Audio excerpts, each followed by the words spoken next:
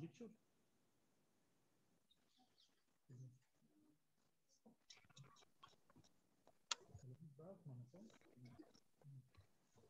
גם טוב. עכשיו.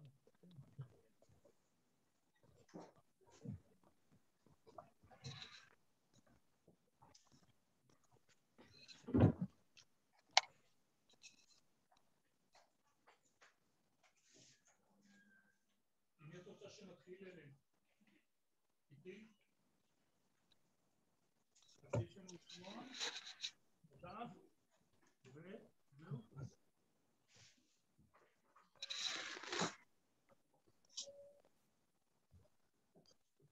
שבי כולו, לא לפחד.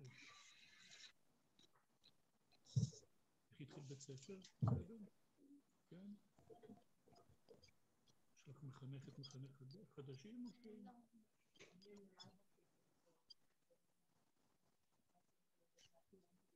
הופה. Where from? Wow, Chicago. Fall migration now over the Great Lakes. Wow.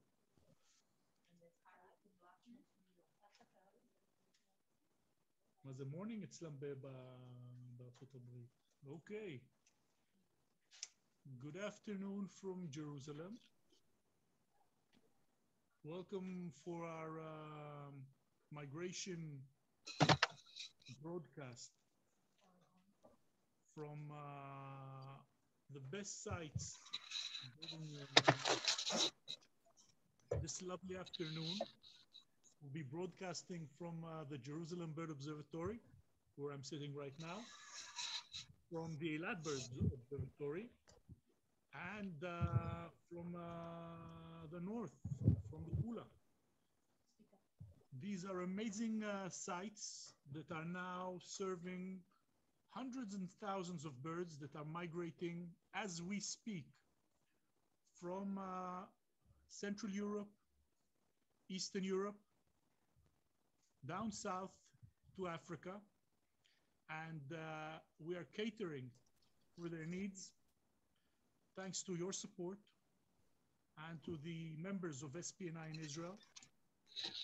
We're allowing these birds to migrate safely from the northern hemisphere down south to the southern hemisphere. My name is Amir Balaban. I'm one of the founders of the Jerusalem Bird Observatory, and I will be hosting this broadcast that is being made possible by Tzvika Ido, who's one of our enthusiastic supporters, and we want to thank him very much for that. And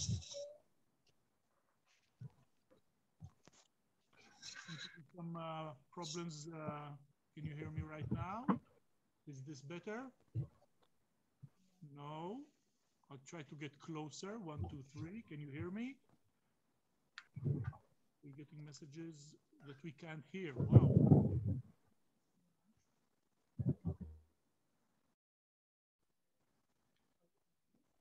No, I can hear you loud and clear, Amir. So maybe there's something.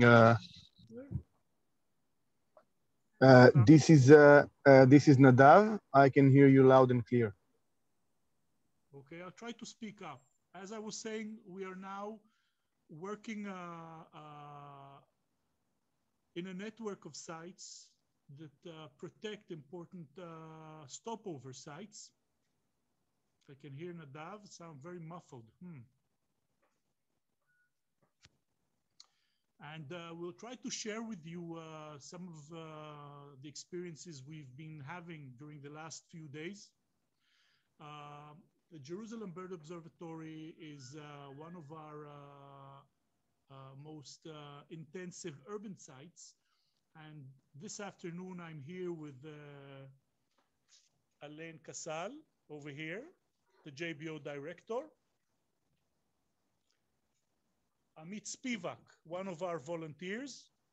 And we have an array of young folk using our bird hide, watching the different migrants that are utilizing the habitats that we have here. Okay, this is better now. Let's see if you can hear me better. You just have to unmute.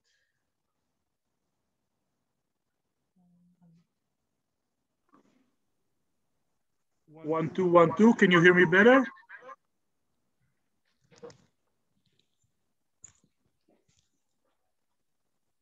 Okay. So this is, but there's a feedback.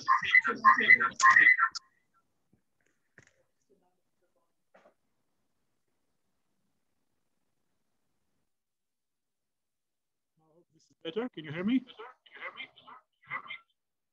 Bad echo.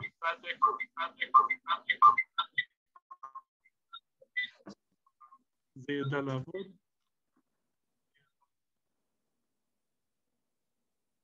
I'm muted here. כתוב פה mute. אלן. Amir is muted. You're muted, but here. Turn me off. Okay. Turn this off completely. Hang on a second, guys.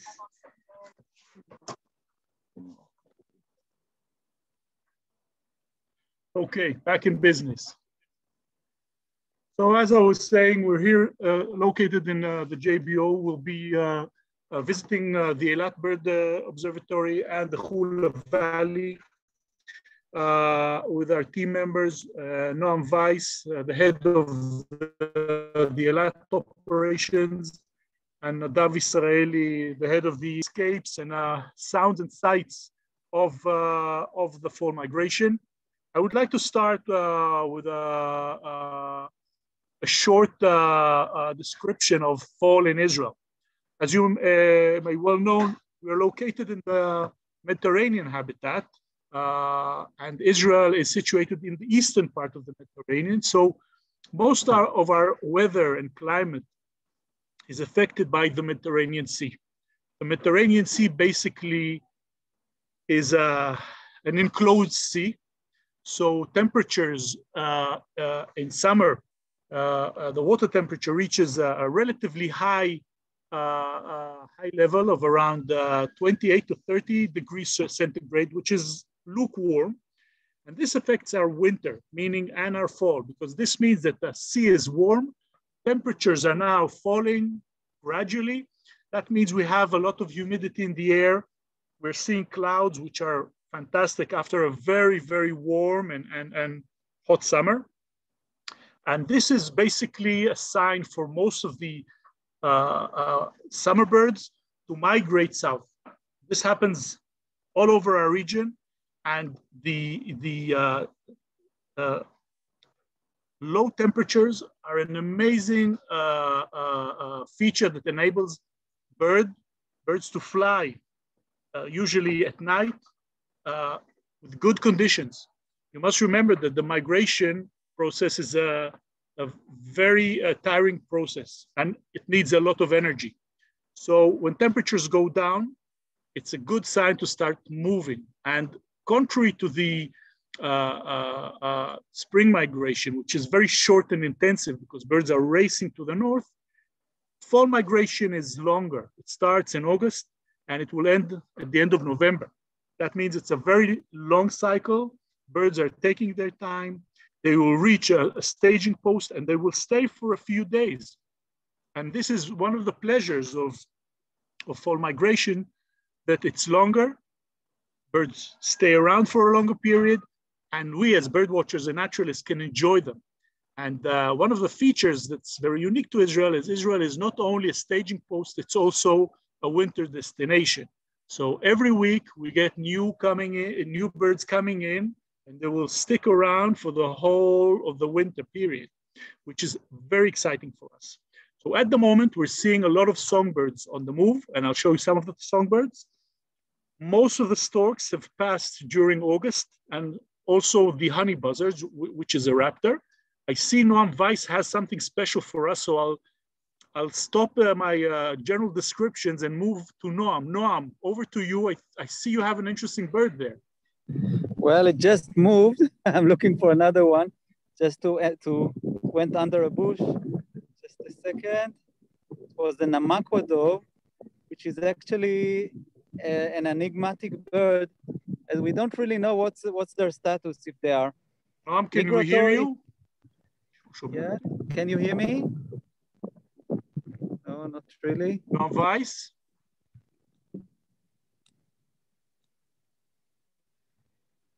Oh, can you hear me now?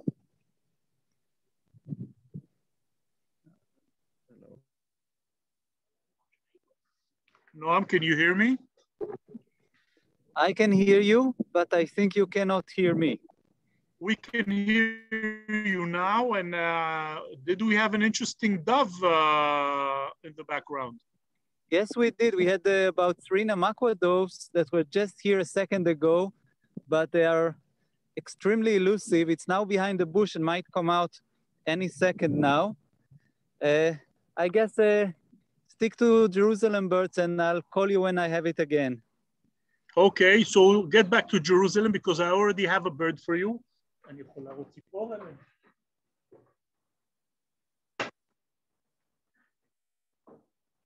Okay, so as you may know, the Jerusalem Bird Observatory has been operating from 1994, monitoring migratory birds regularly.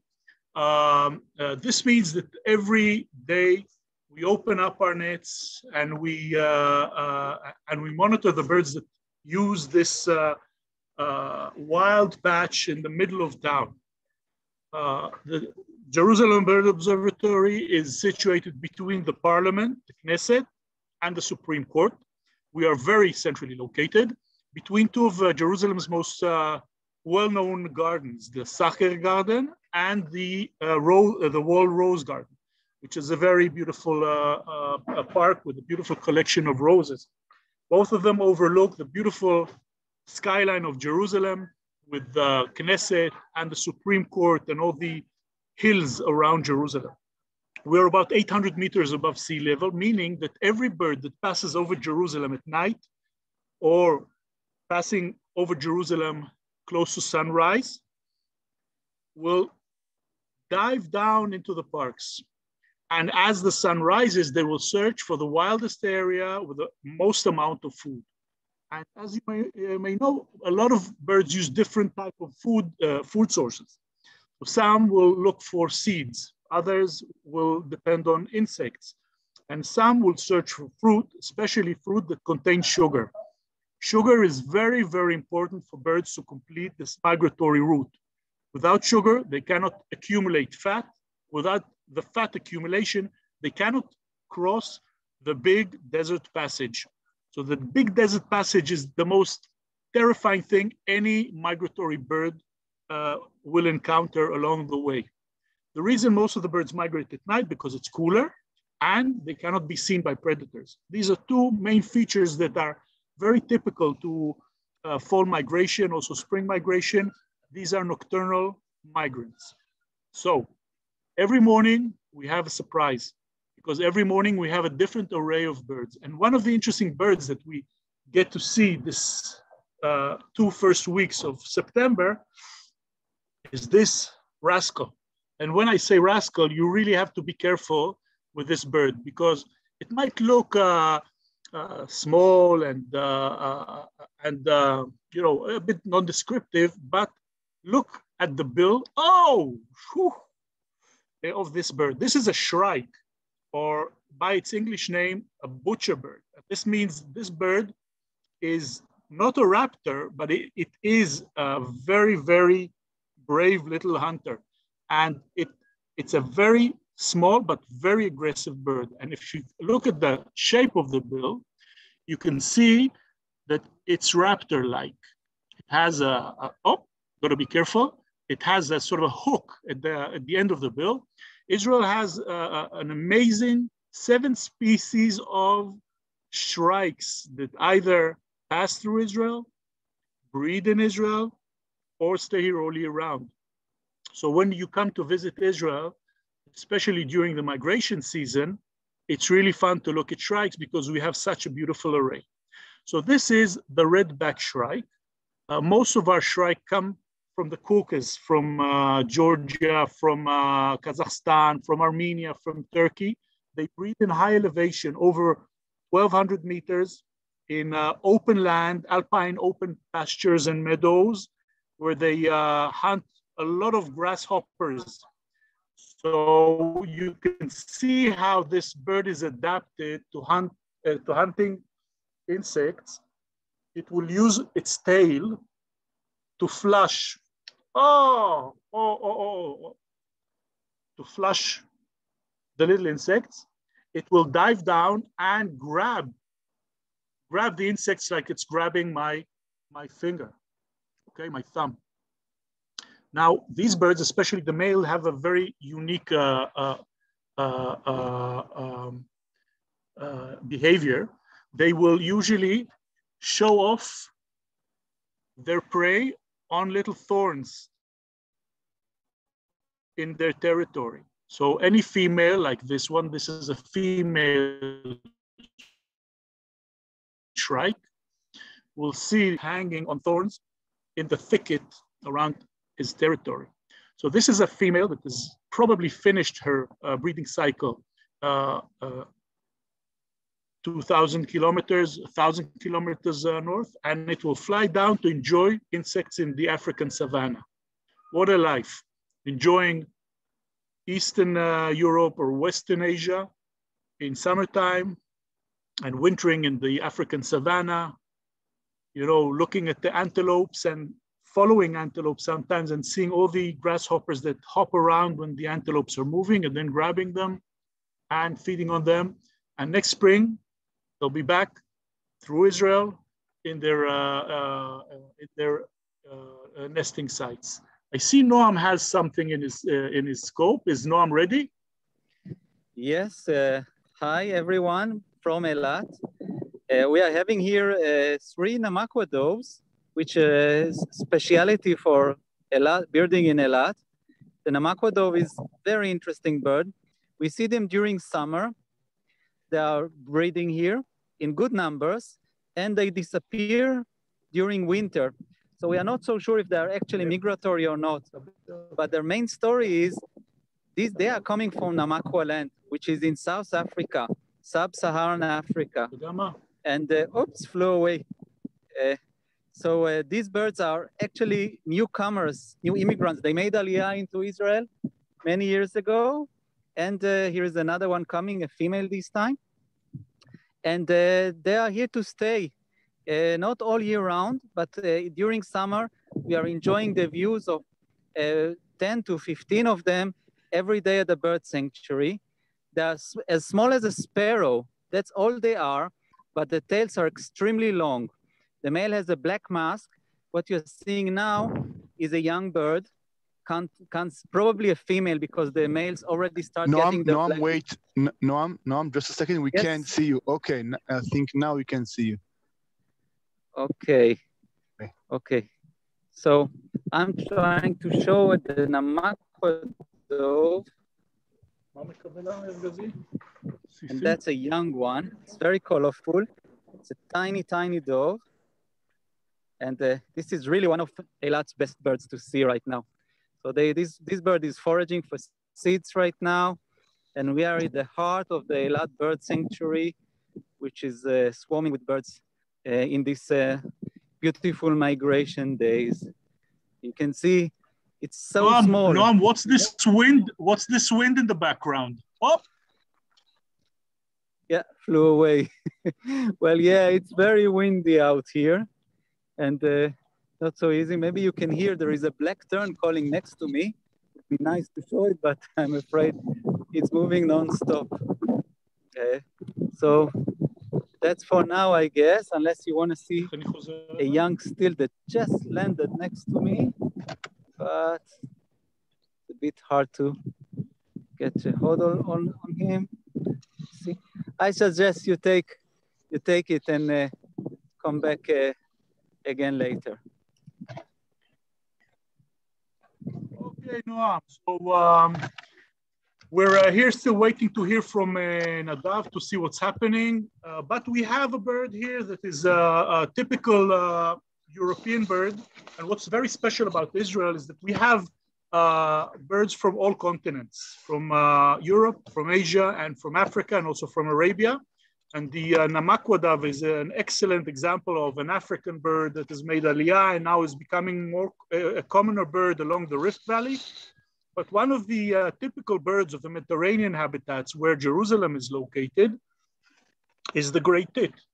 And here in net 85, and all our nets are numbered, so we can monitor not only which birds use the JBO, but where exactly has the bird been caught. Because location of the caught bird is very important for us in order to manage the site. Net 85 is close to our water source and also to our pistachio trees. Pistachio trees are very important in fall for lots of birds. So we want to know exactly what kind of plants do birds use.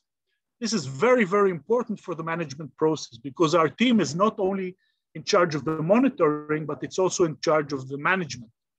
That means, although we're in Shnat Shemitah, meaning this year we're not allowed to plant trees, on a regular year, we start planting trees from November till March, okay? And we plant the trees the birds need. So this bird is a very interesting bird because it's, we call it the multi-purpose bird because it's a songbird. And this is our great tit. Yes, yes, yes, I know that's another feisty bird. And the great tit is a very common garden bird in Israel. This one is a very nice female. I can see it's a female because you see the tie that this bird has, the necktie, is not connected to the undertail black feathers. The male is usually uniform black all the way through. So I see this is a female, and it's got this beautiful iridescent black forehead and cap, and a very distinctive white cheek. Now, Israel is a Mediterranean country, and we are at the tip of the Mediterranean habitats, meaning from Jerusalem southward, it's already desert. So it's basically the last natural habitats for these European or Mediterranean birds. So this bird is typical to our gardens. And one of the interesting features about this bird that it's also dispersed into desert area thanks to agricultural development and kibbutzim and moshavim, because many of them are planted with trees and shrubs. So originally, the great tit was the distribution was only in the Mediterranean habitat. But during the last 40, 50 years, and correct me if I'm wrong, I think great tit have arrived in Eilat. They haven't really, they're not regular visitors, but they have been seen in kibbutzim and moshavim in the south because they use these green areas as stepping stones. So this is a nice female, and I'm going to put a ring on this female. This one is not ringed or banded if you're from the United States. All right, and while you ring the bird, I think we're going to hop off to Nadav, who has something very interesting. Nadav, over to you. Hi, Lawrence and everybody. Thank you. Thank you for joining me in the Hula Valley, the north part of Israel. I'll show you my face later, but now I want to show you this beautiful black-shouldered kite, which is kind of a raptor, bird of prey, that was very rare in Israel until 11 years ago. And in 2011, only then, there was the first breeding record of black-shouldered kite in Israel. In Hebrew, it's Da'a Shchorat Katef, black-shouldered kite. And since then, since 2011, wow, looking at me, at us. Since 2011, when the first couple was recorded breeding in the Hula Valley in Israel, they have been multiplying very fast in Israel, and now I think any estimation of about 1,000 pairs in Israel is okay. It's about the size of a kestrel. So it's not a very big bird of prey.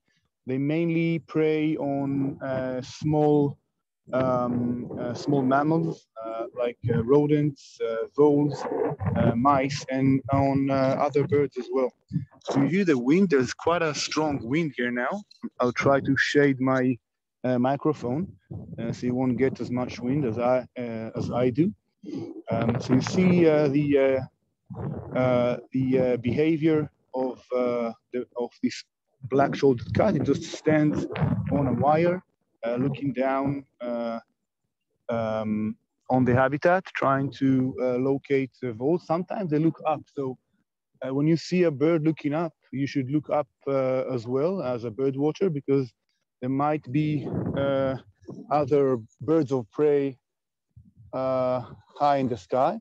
So I'm looking up at the moment to see if there's a stream of migrating birds of prey, because this is the season of birds of prey migration across Israel. They come from Eastern Europe. There are some, but they're very high.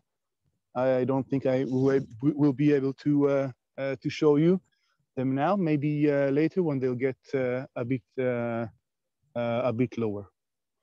Any other questions about this beautiful black-shouldered kite? Amir, I can't hear you. Yeah, this is a juvenile, correct?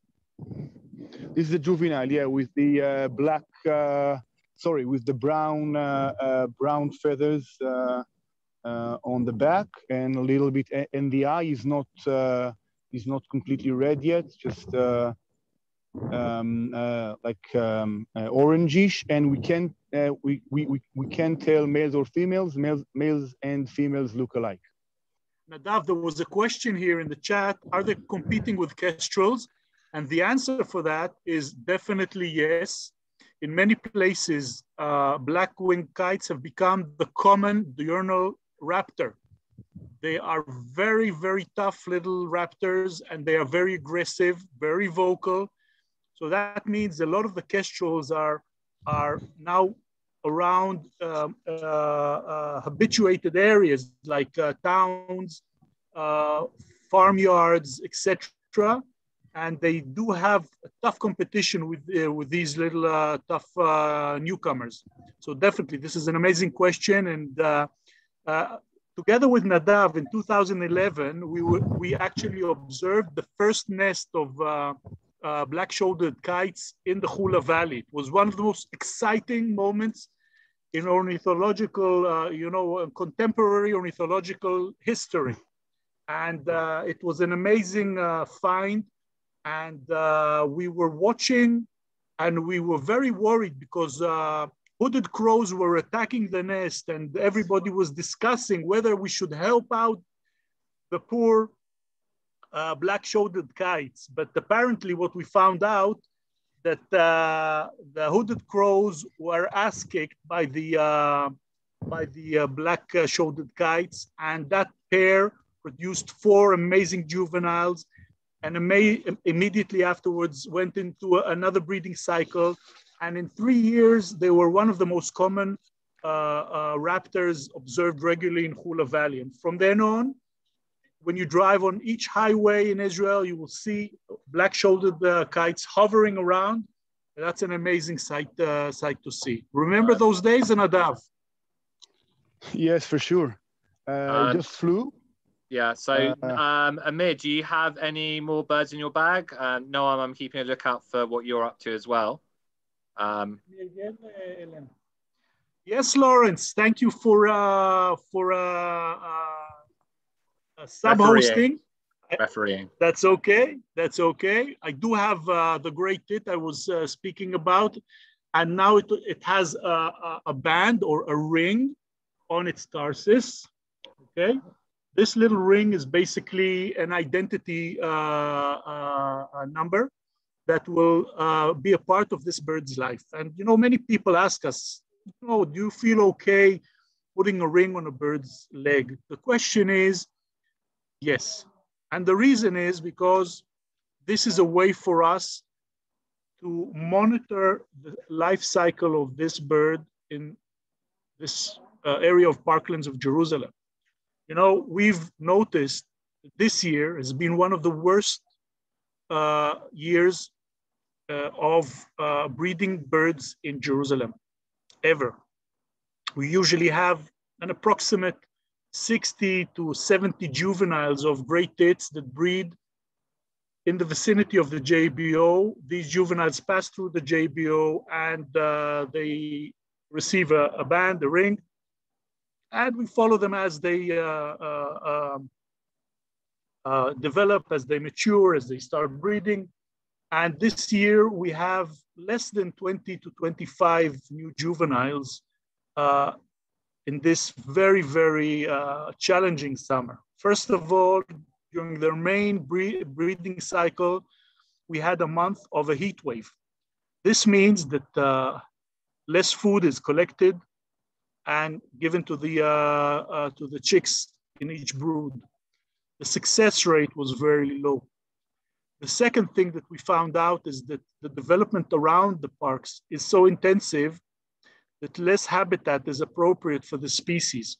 And when I say that less habitat is available to this species, this is a very bad sign, because the gray tit is a multi-purpose feeder. You see the bill of the gray tit is sharp and narrow at the tip, but it's also quite strong and tough at the base. That means it will feed on insects. It's an insectivorous bird, but it's also it feeds on fruit and different plant material. So this is basically an omnivorous bird. And if an omnivorous bird, which is very adapted to an array of foods, if this bird finds it's hard to breed, then what would other birds do that are specialized birds that feed on specific seeds or specific insects? So this summer was a very tough summer for our local birds. So the question is, why do we ban the birds? Because without banding, without ringing, we cannot identify trends. You cannot see the difference between one season to another. So our job is to use the data in order to influence planning strategies of open spaces in cities. They direct us on which battles to fight if we need to protect specific habitats that need protection. Because when we come to committees and we come with hard data, we get the attention of decision makers. If we come and we tell stories of how beautiful birds are and we can't hear them singing anymore, it's a nice story, it's a fable. But if we come with graphs showing the decrease of gray tits in specific areas of Jerusalem or in the parks around us, we've had an intensive summer, a lot of what's considered positive development in the parks, you know, a coffee shop, a new jogging paths, lighting, that all create light pollution. They all destroy habitats. And we're trying to convince the city and the population that's here with us. Here, look at the people coming to visit us in the JBO. This is our bird hide. These are our new volunteers that have just finished a banding course and they've come to volunteer here. So these are the people that care about wildlife. And with this kind of data, we can work. So I think it's a small price to pay. And this bird is being released. I've just weighed it. It weighs something like 13.5 grams. Look at this is a good sign. When a bird is molting its feathers, and it's doing it in a very nice and symmetrical way. You see the outer tail feathers are shorter. This means this bird is preparing for winter. It's just finished changing the abraded feathers that were abraded during the breeding season, because it's very tough on the feathers. You can imagine landing and lifting off, moving around the different type of branches. So this abrasion needs change. Oh, I see Nadav has a bird, so I'm going to release this bird. Yeah, Nadav's got something. This guy's Nadav. Nadav. Yes, I'm with you. Amir showed you earlier. Hi everybody, back in the Hula Valley. Amir showed you earlier the red-backed shrike. Now I have another species of shrike here in the Hula Valley. This is a lesser gray shrike. You see this one only in colors of white and gray and black, with a nice black Zorro-like mask on the face. Lesser gray shrikes breed in the area between the Black Sea and the Caspian Sea. You can call it Eastern Europe or Western Asia. And they migrate through Israel to the sub-Saharan areas, breeds very similar to the red-backed shrike on small insects like beetles and others. And I have another beautiful bird here. Stay with me here. We're looking actually through the scope now. Let's see if we can find it. There it is. This is a beautiful wheatear. It's called an Isabeline wheatear.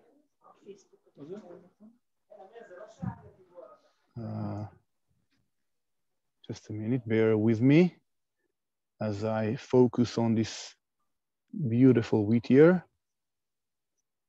This is an Isabeline wheatear. The Isabeline sandy color of its upper parts, the breast and the belly, as well as the back. Ellen, can you spell Isabeline, please? And this is an amazing bird. What spell Isabeline? In the chat, please. Yeah. These are insect-eating birds.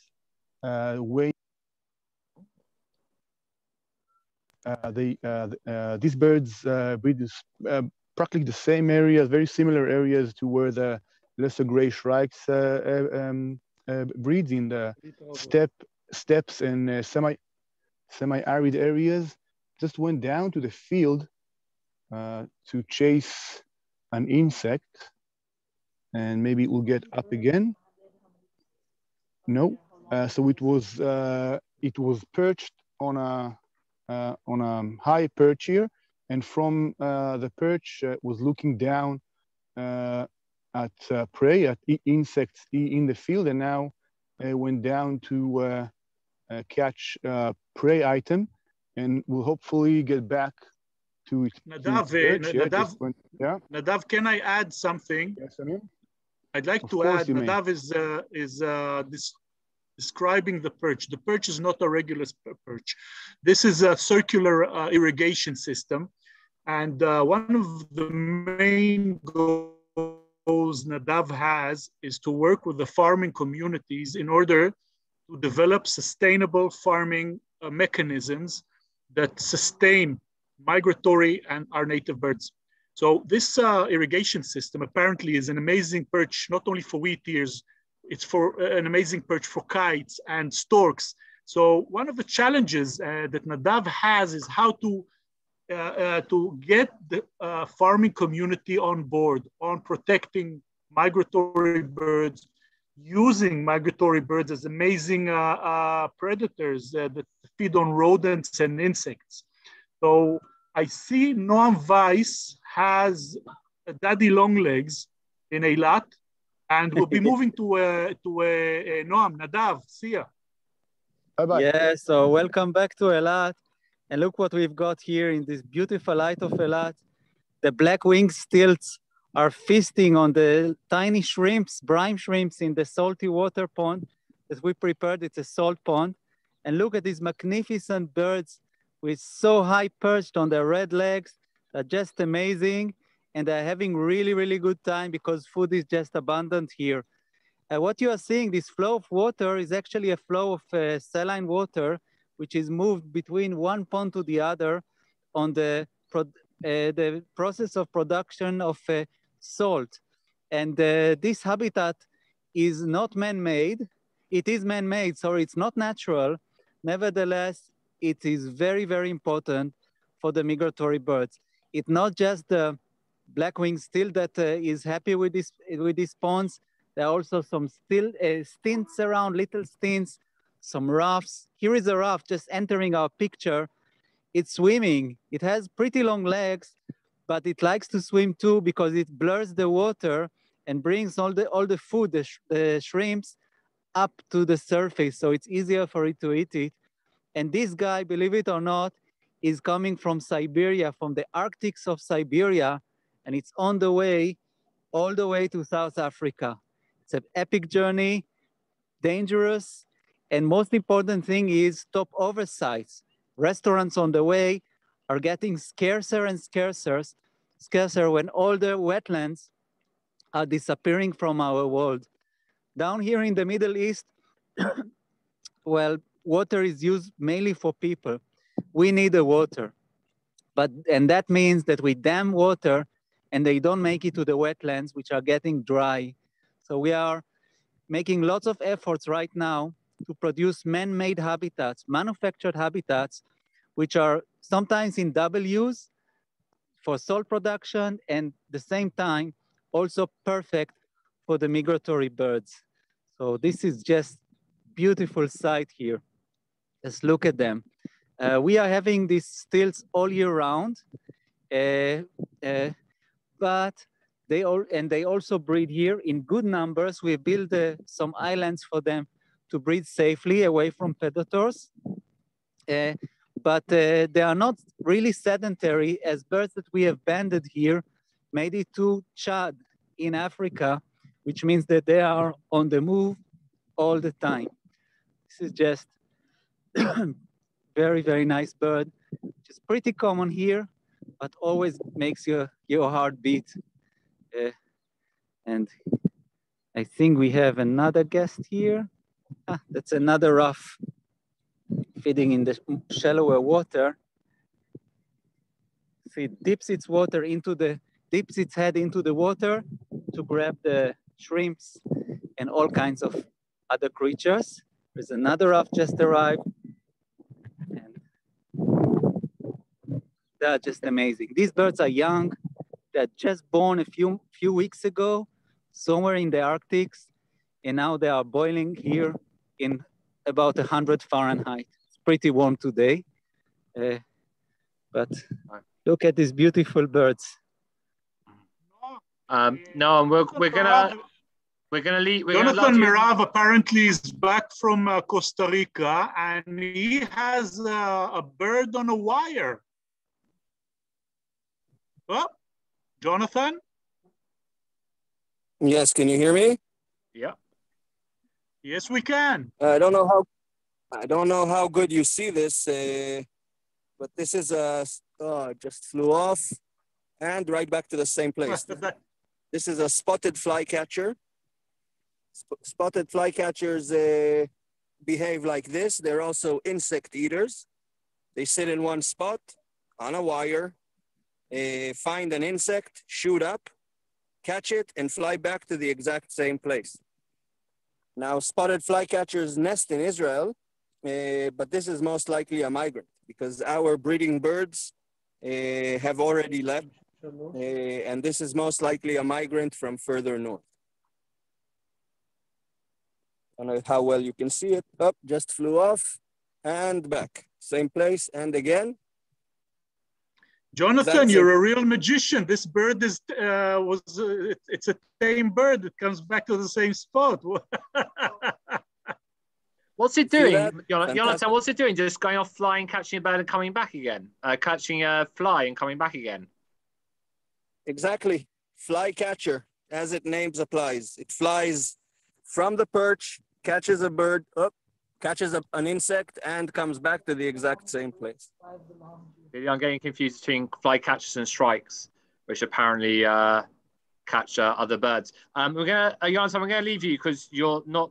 You can try and find a better bit of signal. Amir, have you got a bird to share with us from the bag?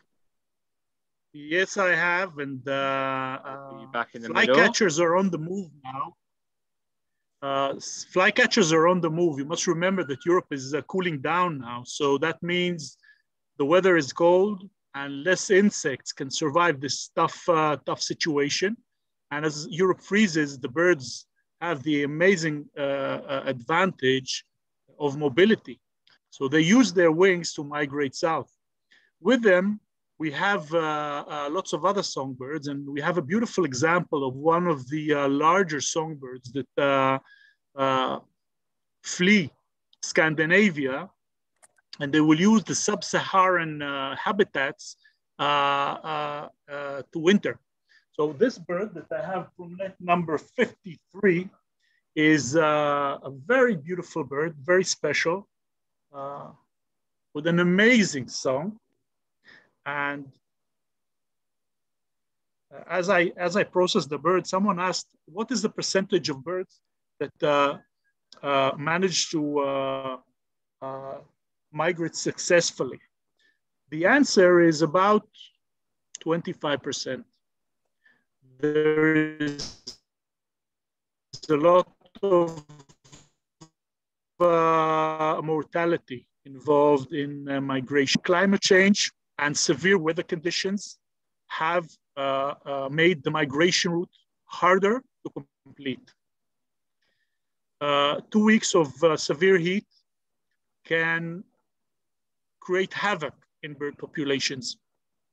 Severe easterly winds can throw birds into the sea and again create very tough conditions, and birds just drop in the sea and die. It happens with larger birds too. Urban development, high-rise buildings and reflective glasses, they create a very big challenge for a lot of birds, especially the young birds that are inexperienced. So clashing with windows and reflective glass is also a very big problem. And of course, a lot of problems of habitat loss. Birds have fewer places to refuel. And even when they get to refueling places, they have feral animals such as cats, feral cats that feed on and kill millions of migratory birds. Not only that, there is poaching in the Middle East. We have all of the Mediterranean countries in Europe and in North Africa and in the Middle East kill millions of birds, some for fun, some for food.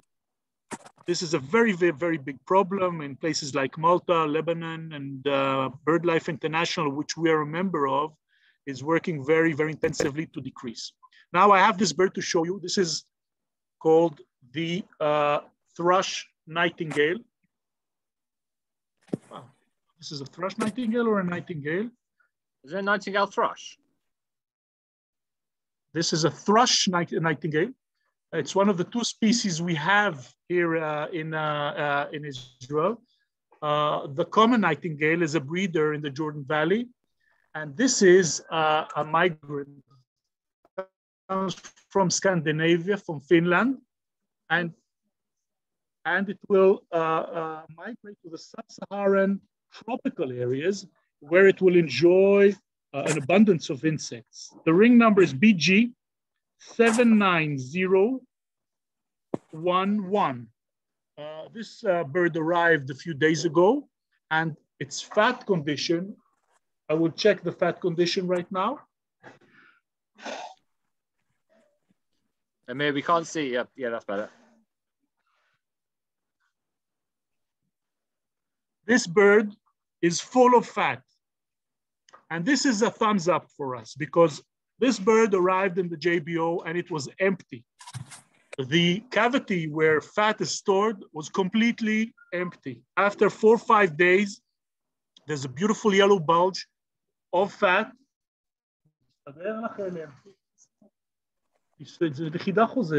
Okay.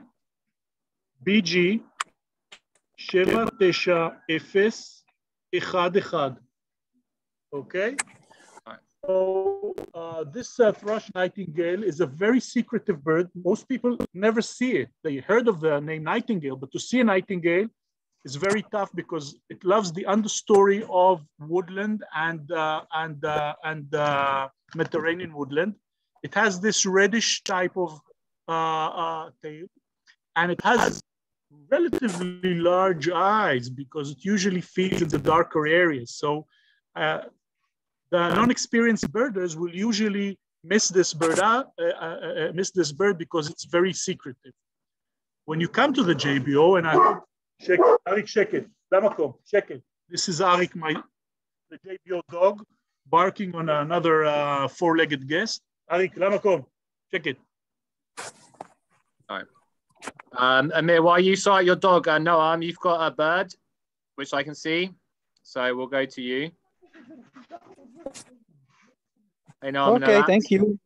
Thank you. So this very smart bird is called a ringed plover, has a ring under around his neck, and it's also a long-range migratory bird coming from Northern Europe. Some will spend the winter here in our pond, and some will continue towards Southern Africa. Like all the birds at the salt pond, they're enjoying this manufactured habitat and the abundance of insects, water insects, and all kinds of crabs. And this one is pretty smart because it's standing against the wind, which means the wind brings it to the shores of the pond. You can see that this plover doesn't have the long legs of the stilt we've seen before. This is why it's restricted to the shore. So while the stilt can hunt for food in the water and can feast, this bird is dependent on the help of the wind that brings all the food to the shores. It's not the only one. You can see also a little stint, which is right here next to it. And this little stint's also a long-range migrant coming from the Arctics towards Southern Africa.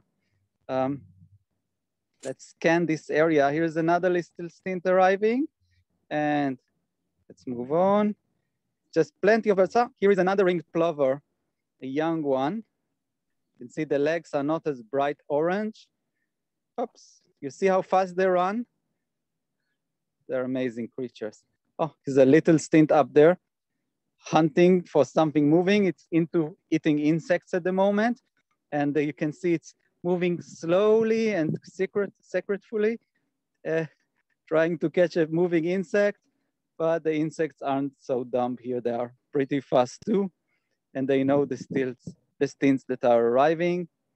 It's another stint, just full of birds here. You have to come and see it for yourself. Here is a ruff, longer legs, and you can see it goes into the water, not the deep water. And we've seen them swimming before. You can see the stints doesn't like the ruff. It's too big for it. There's always competition on the food here. You can see when the ruff is passing, all the stints are waiting for it to feed and go somewhere else so they can have their own meal. Now, this food is not just for fun. This is needed energy to take this bird across the Sahara Desert. South of Eilat stretches 3,000 kilometers, 200 miles of extreme desert. And these birds need to cross it flying non-stop, something like 2-3 days a night, non-stop flight to the other side of the desert where they can find some more wetlands and some more food.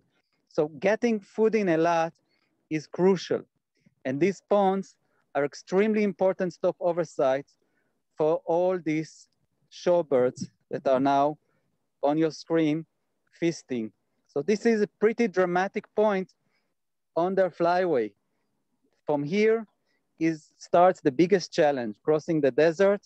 So they really need to be very, very precise and careful and be competitive to be able to get all the energy they need to make it to the other side, to make it to Africa safely. And in Africa, food is more or less guaranteed. There they will have a good time. They could rest, they will molt, change their feathers, and get ready for the next migration in spring that will take them back to the Arctics where they are going to breed. This is important for the birds to multiply themselves, to breed. So this is cycle of life. Without migration, these birds would not survive. Without okay, Noam, thank you very much. Amir is showing off a bird he has in the hand. So let's go back to Amir. Well, you can see that I have another shrike here. This is another redback shrike. Whoa, this is a feisty female. And this is an adult female, and you can see it's reddish back and gray head. The males have a much stronger bluish head and a very, very red tail and a black and white tail. So a lot of people ask us, do songbirds or migrants fly in flocks? And what we see with smaller migrants is that they migrate in waves. So these last 2 weeks, we had enormous waves of shrikes passing through Israel.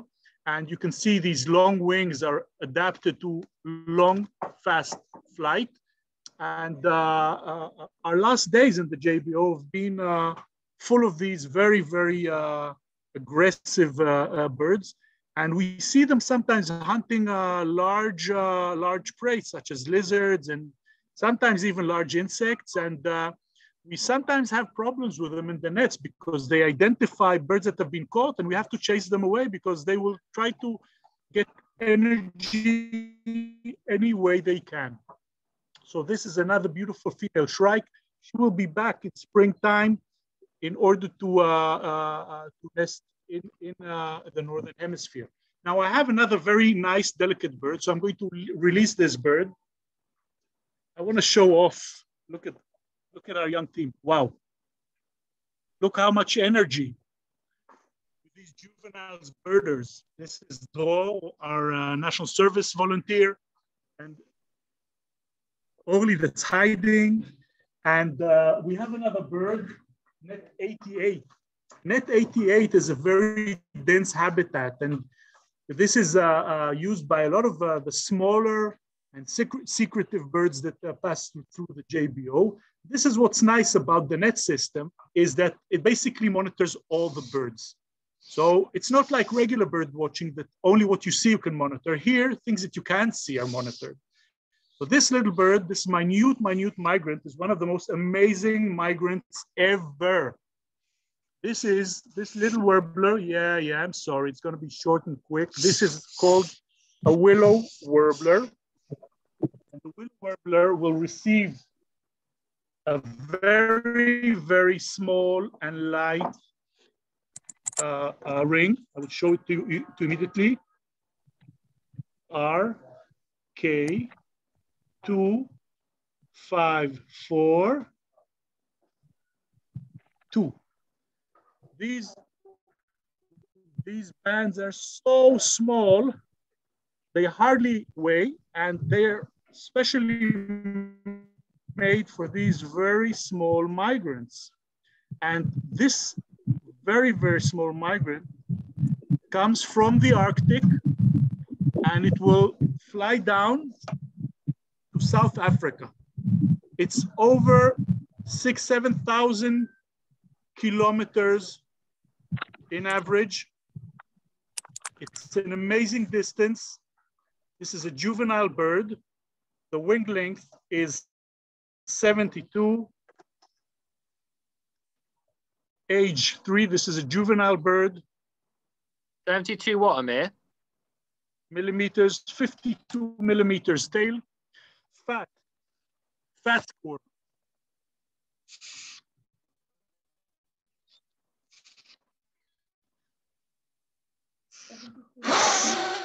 Fat score is 2. And the weight, now wait for it. The weight is amazing.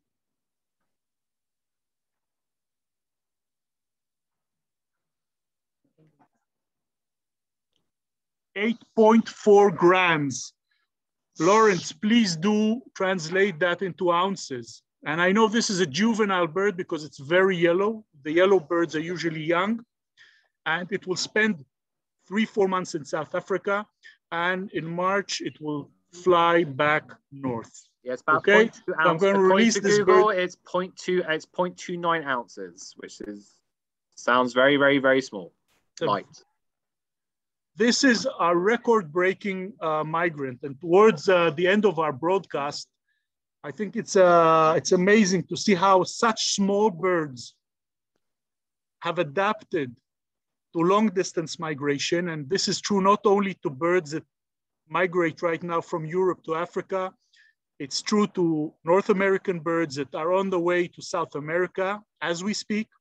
They will set out as dusk falls in North America, and they will cross the Bay of Mexico, and they will reach Central America, and they will disperse in South America. Same happens in the Eastern Flyway. Between Siberia, Kamchatka, birds will flow down towards East Asia, Malaysia, and they will reach Australia. And this is a global occurrence. And our role as conservationists and as people who are dependent on nature and believe nature should be protected, not only for nature's sake, but also for humankind. We believe that birds are an indicator for the health of our environment. And if the environment, nature, is healthy, we can survive even severe climatic and global changes that we are facing. So I'm going to release this little bird. I'm just going to say quickly before we go to, I think Nadav and Noam both have birds in their scopes. But I think Noam's one's wandered off. Just want to say we're going on for another half an hour. We normally broadcast for an hour, but the birders, this is a special 90-minute episode. And we're going to be back again in 3 weeks' time for another birding bonanza. For those who would like to join us, just say thank you everyone who's joined us. Thank you very much to the team. But Nadav, I'm going to throw to you because you have a bird. Yes, thank you, Lawrence. Amir showed you earlier the red-backed shrike. They were both females, and now this is a male red-backed shrike. Here in a dried fish pond in the Hula Valley, again perched on a wire over dry thicket, waiting for prey. And just as the sun comes down now in the Hula Valley, and it was very nice light on this one. So now you can see the differences between the female you saw earlier. This one is a male with a pinkish hue on the breast and the belly, and a gray, beautiful gray head, black Zorro-like mask on the across the face. And if he turns, oh yeah, now you can see the back, the red back. If he turns just a little bit, we'll be able to see the red back that gave this shrike its name, the red-backed shrike. Okay, Nadav, I'm gonna throw to Noam, who has a heron and some, looks like some ducks, I want to say. No, Lawrence, these aren't ducks. These are little grebes. They should be ducks. Yes, it's a heron. You shouldn't identify birds among birders. So this is the little grebe. We have 4 of them at the moment at the lake, and behind it is the black-crowned night heron. Now, this night heron has been here. There is another one to the right. Can you see it? It has I can just make it out. There's a very, very well camouflaged heron next to the one which is much clearer. Exactly. So that's a young one, and it's getting a plumage of an adult slowly. And it has been here all day long roosting, and the sun, we have lost the sun. It was pretty romantic here, by the way, the sunset, and now it is waiting for the darkness to arrive, and it will feast on the fish. We have moved from the salt pond into our freshwater lake, which supplies food for migratory birds. So these night herons do not breed here. They are migrants, and they are here for the fish, of course. They're not the only ones. Look, so jumped. Yeah, but these are white kingfishers. And they are in the same business of fishing. They are pretty efficient fishers, but they do it very differently from the heron. The heron usually just sits still until the fish arrive. But these guys, the kingfishers, they like to hover like a helicopter above the water. They're not doing it at the moment because the wind is a bit too strong, but they're hovering over the water to grab some fish. and I will move, try to find you another fisher. We are in the fishing business right now here. And where is it?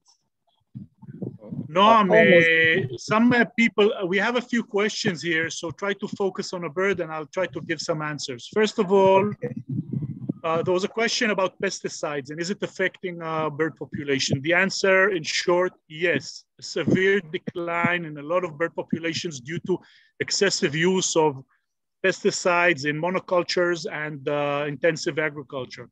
So this is a big, big problem. Second question, does Corona have effect on migratory birds? Well, when there is lockdown, when people are indoors and less dynamic, we see that nature thrives in cities and in well-developed areas. We've seen this happening in many cities all over Israel, where people are in lockdown, nature is thriving. And it's not a secret that we are a prevalent species. This is the epoch of humankind. We are affecting and reshaping the globe. So when we're in lockdown, there is a slight increase of natural activity, especially around cities and places where we're very active. There was another question specifically about the fires around Jerusalem. The area is about 3,000 acres that was burnt. A lot of damage to small wildlife, not a lot of damage to larger wildlife. In short, let nature do its course. Most of the vegetation will renew itself naturally. So if you do sponsor any projects, make sure that you sponsor projects that let nature do its course. No planting of pine forests. Remember that. Noam, I see that you're in the fishing business. Back to you. Yes, completely. That's a little egret. And one of my favorites because it's like a bride going to fish and never gets dirty. Look, look, look, there is drama here. It's running after a fish. Now, its hunting method is a bit ridiculous. While other birds just wait for the fish to pass next to them or perch on a reed and wait for the fish to pass, this one needs to run after them. It's pretty hilarious, but its face, you see? It's trying to spear them actually. Its beak is really, really sharp and you may say bad. You see, it's dancing all the time in the lake, giving us really some interesting times. And it's pretty interesting. Now it's a time between the day and the night. And this is the last chance for a meal for the night. And this bird will probably take off tonight towards Africa. Oh, behind it is the Grey Heron. You can see it's probably ate enough, doesn't need to feed anymore. And that's how they are. They're bigger and lazier. But our little egret is moving nonstop in the search of little fish. Now, sometimes gets ridiculous when they catch fish which are too big to swallow, and then there is a struggle. But oh, here it is. It got it. Do you see it? It's pretty big. Yeah. Just yeah, it's pretty big fish, but it managed very well. You see a little bit of water in the throat, and it goes down to the stomach. And this bird will make it to Africa because it had food at the Eilat Bird Sanctuary. Yes. Back to you, friends Amir. from all over, it's been a pleasure to have you in this beautiful fall evening.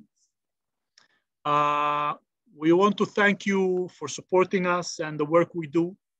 Make sure that you also support your local conservation organizations. If you can, take part in this global effort because we depend on nature, we're a part of nature. And if you're with us this evening or your morning, that means you also love nature like we do. And we'd love to have you as soon as possible in Israel, visiting the different nature reserves and sites, the sites that we operate, and take part in this amazing adventure. I want to thank again Tzvika Ido that's helping us with these broadcasts. Make sure you keep in touch and share our webinars with your friends. And we'd love to see you again, hear your questions. And I see Jonathan with us again with beautiful images of dusk in Modi'in. Yeah. Jonathan, you want to show us something special? What's that? No, nothing in particular, just a beautiful sunset.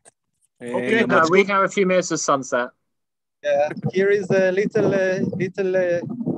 heron in Eilat. Can you see hold it? on, Noam. No, hold on. No, yeah, back to you, Noam. Okay, little heron here.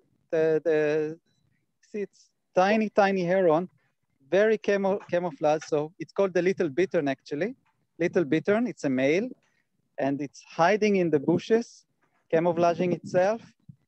Can you see it? It's as big as a dove. That's all. It's our smallest heron. So thanks, Noam, and we wish this little heron a safe trip to Africa, hunting between the hippos and the elephants and the Goliath herons that are abundant along the Nile and the Okavango Delta. And we wish you all an amazing Jewish New Year, full of health, full of birds and nature, and keep in touch. Lawrence, do you have anything to add? Yeah, I want to say, first of all, I am really excited because it's Sukkot in a couple of weeks, and I'm looking forward to coming to see you guys at the JBO in Jerusalem. There are a few questions. So just to clarify, we are the Society for the Protection of Nature in Israel. And this is our Birdlife Israel team, our team of birders who look after Israel's native birds and are visiting migrant birds all over the country. I'm really honored to be able to work with such an amazingly talented and knowledgeable group of people. If you'd like to support us and support them, more importantly, support them and their work protecting the birds, you can do so by going to our website, which is www.natureisrael.org. I can just see Nadav at the hide in Eilat. So we have a few birding centers. So Amir is at the Jerusalem Bird Observatory, which is literally next to the Knesset. Noam, who we're seeing now, is at the International Birding Research Center in Eilat, which is just outside which is like a 5-minute taxi drive from the center of Eilat. Nadav has the pleasure of working in northern Israel. I'm just going to go to Nadav because he has, I think, some stalks. Nadav has some stalks on a irrigation thing. Just a little bit out of focus, coming back into focus. Lovely. Yeah, so we're all over the place. We're also working on the Mediterranean coast, and we're just very thankful that very thankful for everyone who supported us since you've been doing these webinars over the last 18 months. As I said, we're going to be back again. We'll be back again, hopefully with I would assume with lots of different migrating birds as the migration continues in 3 weeks' time. And I just want to thank everyone for joining us. And thank you everyone who supported us after this webinar. Thank you to everyone who's discovered us. If you know anyone who would like this, please let them know. The recording will be available on YouTube tomorrow, and you can find the links to that on our website. I really think that's it. Just again, if you would like to donate, like to support our work and bird conservation in Israel, you can do so at www.natureisrael.org. And we'll hopefully see you again in 3 weeks' time. Shana Tova and Gemar Chatima Tova. Shana Tova, everybody from the Hula Valley.